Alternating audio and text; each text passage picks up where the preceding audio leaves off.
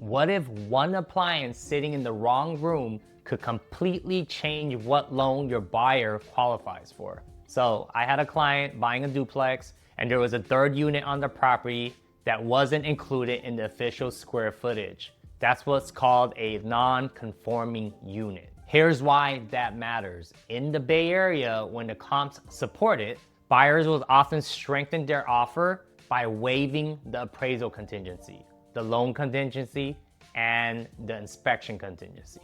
In this case, I personally specifically advise my client not to do that, not to waive the appraisal contingency because of that third unit. Here's the risk. If an appraiser walks through the property and counts that third space as a legitimate separate living unit, meaning it has its own kitchen setup, the property can get reclassified from a duplex into a triplex. Especially when it's not permitted, because that's why it's non-conforming, the lender might not lend on it. And a triplex might not qualify for the same loan program my client was using to buy it as a duplex, possibly. So here's what we did, all right? We removed the stove from that non-conforming unit. Without a full kitchen, an appraiser is going to count it as a duplex, not a triplex, because the stove is usually the thing that tips the space into being classified as its own separate unit.